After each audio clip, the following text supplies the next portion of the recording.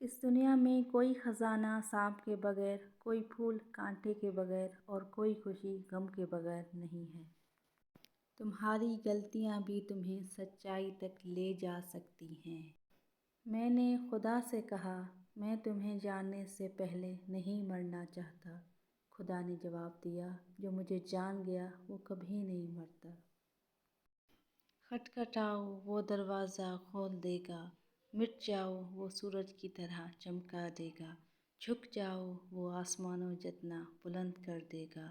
کچھ بھی نہ رہو، وہ تمہیں سب کچھ بنا دے گا۔ اس کے ہو جاؤ، وہ اپنا بنا لے گا۔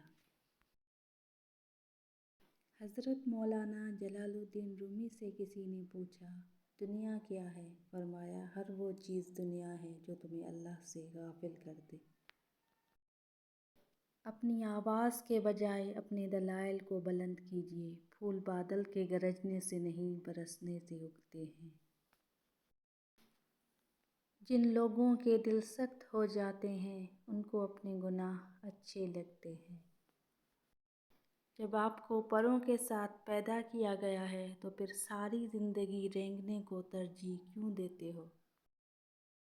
ماں باپ کے ساتھ آپ کا سلوک ایسی کہانی ہے جو لکھتے آپ ہیں لیکن آپ کی اولاد آپ کو پڑھ کر سناتی ہے۔ 1000 قابل انسان مر جانے سے اتنا نقصان نہیں ہوتا جتنا ایک احمق کے صاحب اختیار ہو جانے سے ہوتا ہے۔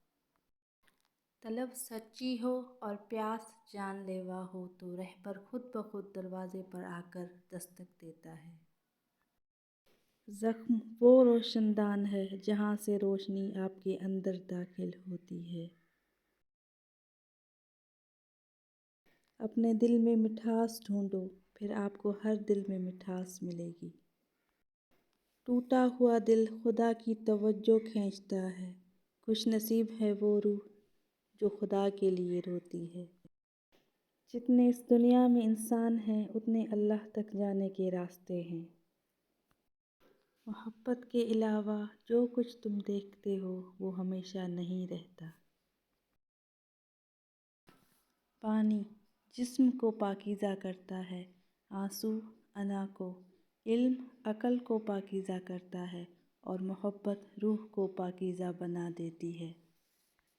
یہ بات معنی نہیں رکھتی کہ آپ کتنی زبانیں سمجھ سکتے ہو، صرف دلوں کو سمجھانا ہی آپ کو اہم بناتا ہے۔